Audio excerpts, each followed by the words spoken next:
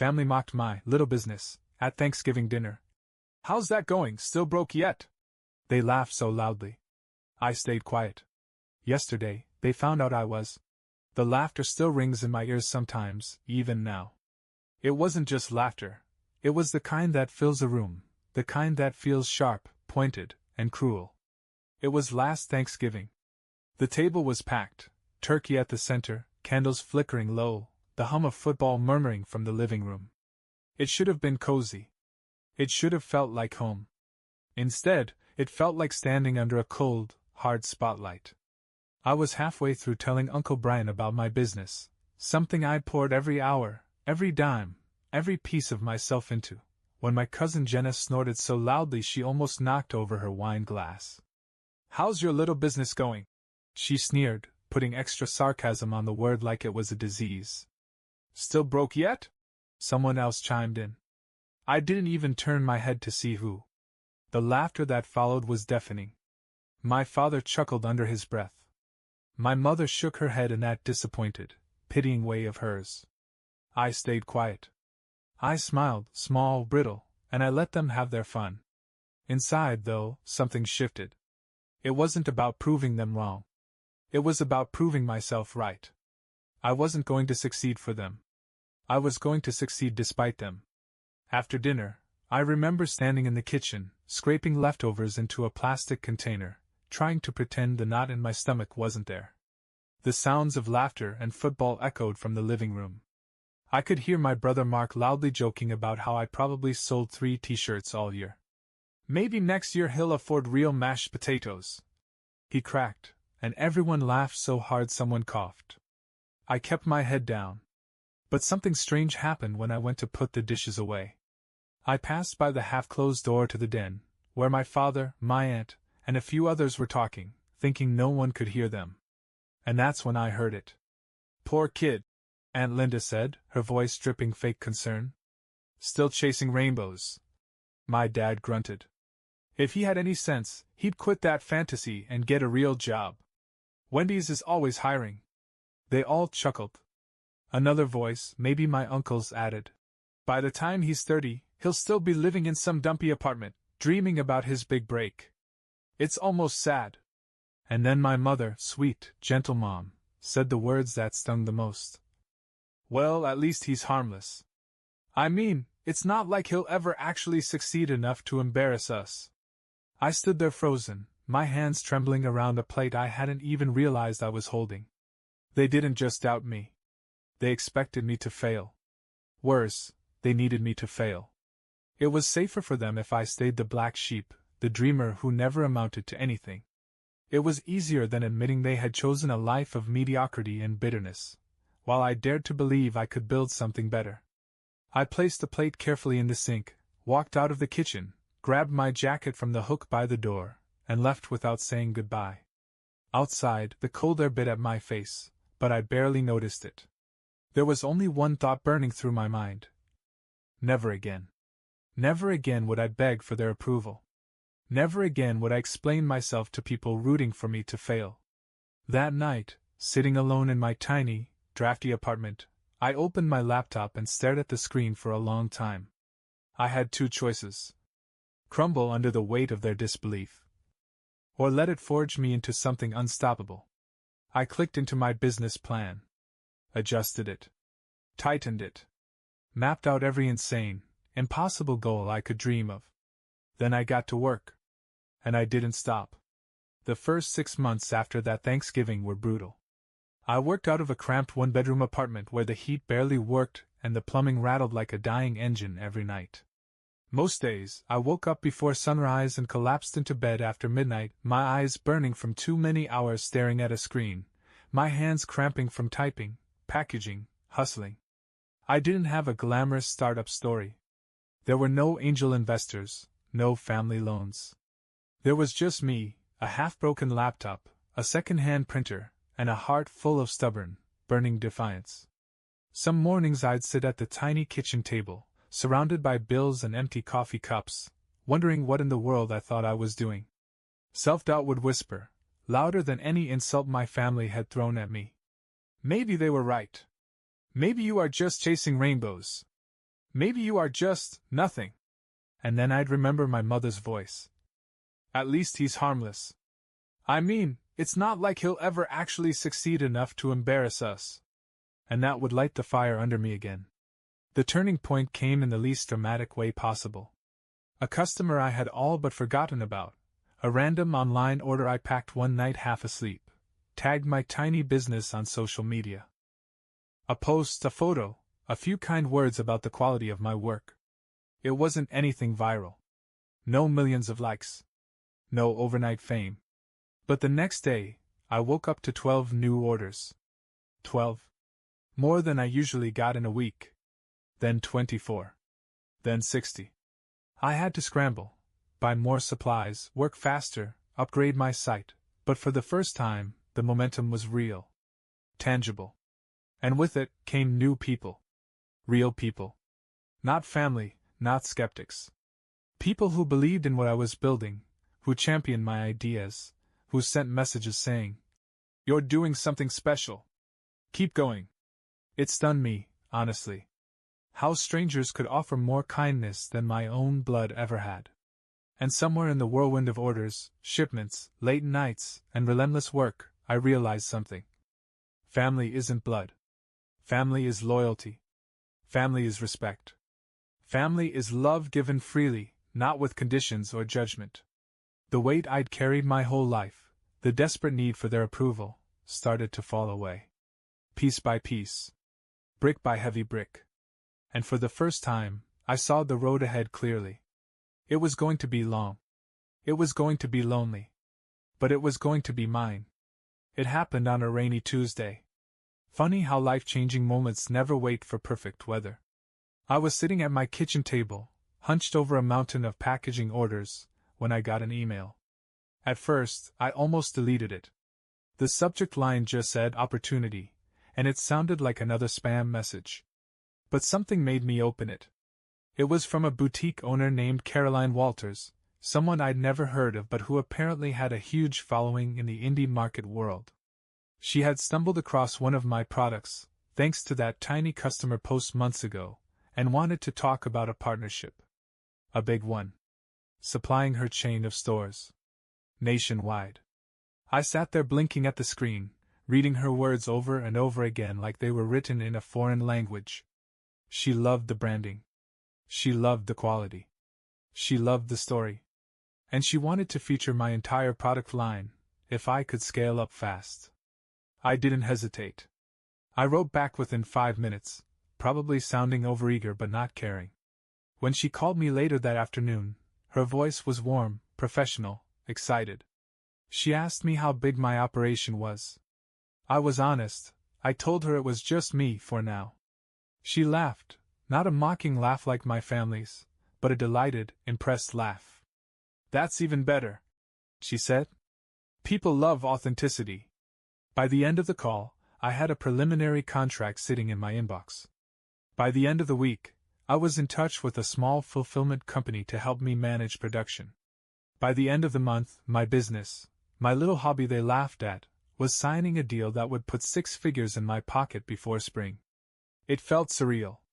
Standing in that same cramped kitchen, the rain hammering against the window, the cheap linoleum floor sticky under my bare feet. And realizing my life was changing. I should have been ecstatic. But all I felt was this strange, quiet kind of peace. I didn't punch the air. I didn't scream into the night. I just smiled. A slow, tired smile. And whispered to the empty room. "You were wrong about me." They were wrong. Every single one of them. The next year passed in a blur of sleepless nights, new contracts, and hard-earned growth. I wasn't just surviving anymore. I was thriving. The little business they mocked became a company with employees, investors, and real momentum behind it. The first time I wired 6 figures into my savings account, I just sat there and stared at the screen for a long time. Not because I couldn't believe it. No, I knew this was coming. Because deep down, I realized I didn't feel the way I thought I would. I didn't feel vindicated. I didn't feel triumphant. I just felt free. That's when the idea hit me. I didn't want revenge. I wanted closure. I wasn't going to show up at their doorstep waving a bank statement in their faces. No, that would be too easy. Too loud. Too much like the kid they thought I was. Instead, I decided to let them come to me. I bought a house first, a massive one. A mansion, really? Perched at the top of a hill, with sprawling windows that caught every sunset, marble floors that echoed when you walked, and enough room to get lost in. Every time I walked through those vast, empty hallways, I reminded myself. You built this. No one can take it away. I filled the garage with the kind of cars my cousins used to joke about when they said I'd never afford more than a used Honda. A deep black Maserati. A custom Jeep. An old-school Mustang just because I could. I didn't post about it online. No selfies in front of sports cars. No champagne toasts. I stayed silent. Then, about 2 months ago, I sent out a group text. Simple. Direct. Family gathering. Sunday. Big news to share. No one turned down the invitation. Of course they didn't. Curiosity is a powerful drug. And they still thought of me, somewhere deep in their bones, as the loser they could safely pity. They didn't realize that when they drove up that winding driveway, their jaws would hit the floor before they even rang the doorbell. They didn't realize the big news wasn't about them. It was about me. And the new life I built without them. The day of the gathering arrived with crisp air and a sky so clear it looked almost painted. I woke up early, but I didn't feel nervous. Not even a little. I spent the morning quietly walking through the house, adjusting a vase here, straightening a painting there, small, meaningless tasks to pass the time. In the driveway, the Maserati gleamed like a black mirror under the sun. The Mustang and Jeep stood proudly beside it. By noon, the catering crew I'd hired was setting up a full spread in the backyard. White linens, silver cutlery, champagne chilling in buckets. I didn't lift a finger. I simply waited. At exactly 1 o'clock, the first car pulled up. It was my cousin Jenna. She stepped out of her dusty minivan wearing her usual faux designer sunglasses, and the moment she looked up at the mansion, I saw it. The hesitation. The quick, sharp glance at her husband, as if to ask, "Are we at the right place?" Another car arrived. Then another. And another. One by one, they spilled out onto the driveway, their faces a mix of confusion and disbelief. Uncle Brian muttered something I couldn't hear. My brother Mark whistled low under his breath, trying, and failing, to look unimpressed. Even my mother, who always wore an expression of bored superiority at family events, stood frozen on the front steps, clutching her handbag like a shield. Nobody said anything for a long, delicious moment. Then Jenna laughed, brittle and too loud. "Oh wow," she said, adjusting her sunglasses. "You, renting this place or something?" I smiled pleasantly. "Not renting. Bought it. Last month." Her mouth opened, then snapped shut. Someone else said, "You're kidding." Half laughing, half panicked. They weren't used to being off balance. They weren't used to me having the upper hand. I gestured toward the open doors, where the marble floors gleamed like water under the chandeliers. "Come in. Make yourselves comfortable." They shuffled inside like tourists visiting some grand museum, afraid to touch anything. I watched them from behind as they walked through the vast living room, the open kitchen, the glass walls that overlooked the manicured backyard. I could see it in their faces, the scrambling to adjust their narratives, the desperate need to find an explanation that would let them keep believing they were still superior. Fake smiles stretched tight across their faces. "Wow," my aunt said. "This is, really nice. Good for you." "Yeah," Uncle Brian added, clapping me on the back a little too hard. "We always knew you had potential." I just nodded. Let them talk. Let them twist themselves into knots. I didn't need their approval. Not anymore. Not ever again. I wasn't here to impress them. I was here to say goodbye. The catering team served hors d'oeuvres on silver trays. Tiny masterpieces, smoked salmon bites, miniature beef Wellingtons, little tartlets that looked too perfect to eat. My family milled about, pretending to be relaxed, laughing a little too loudly, praising the view, the furniture, the good taste. But it was easy to see beneath the surface, their eyes darting around, trying to piece together the puzzle they couldn't solve. How? When? Was it a lottery win? Was he lying about struggling? They were desperate to believe this wasn't real. Because if it was, it meant everything they believed about me, and about themselves, was wrong. Mark, always the boldest, pulled me aside by the champagne table. So seriously, he said, forcing a grin. How'd you swing all this? Who's paying you? Or is it some kind of, crypto thing? I smiled thinly. I built it, I said simply. He blinked. Built what? My company. My brand. Everything. He stared at me like I was speaking a different language. Built. Not gifted. Not stumbled into. Built. Mark patted my shoulder like I was a child and laughed. This weak, shaky thing that didn't quite reach his eyes. Man, that's wild. Good for you. Really. Proud of you, bro. He wasn't. Not for a second. Across the room, I caught my mother's eye. She gave me a smile, tight, strained, the kind she used to wear at church when pretending everything was fine. I nodded politely. There would be no shouting today. No arguments. No accusations. Just one final, clean cut. I checked my watch. Almost time. I walked to the center of the room where the chandeliers poured golden light over the marble floors. Raised a glass, not for a toast of celebration, but for closure. The room quieted immediately. Every conversation died mid-sentence. They all turned to look at me, eager, expectant. Finally, after all this time, I had their full attention. I held the glass loosely in my hand, letting the silence stretch just a little too long. The weight of their stares pressed against me, but for once, it didn't bother me. For once, I controlled the room. I cleared my throat casually. First of all, I began, my voice calm, measured. Thank you all for coming. A few polite nods. Awkward shuffles of feet. I'm sure you're wondering why I invited you here today, I continued. And the truth is, it's not to brag. It's not to show off. I set my glass down on a nearby table, the soft clink sounding almost like a bell toll. I brought you here because I owe you something. They perked up, sensing something. Maybe they thought I was about to offer them a piece of the pie. Maybe they thought I was about to share my success with the people who had always been there. I let that hope hang in the air for one long, brutal heartbeat. Then I smiled. Cold. Final. I owe you a thank you, I said. Because without you, none of this would exist. Murmurs. Confused smiles. I went on, my voice steady as ice.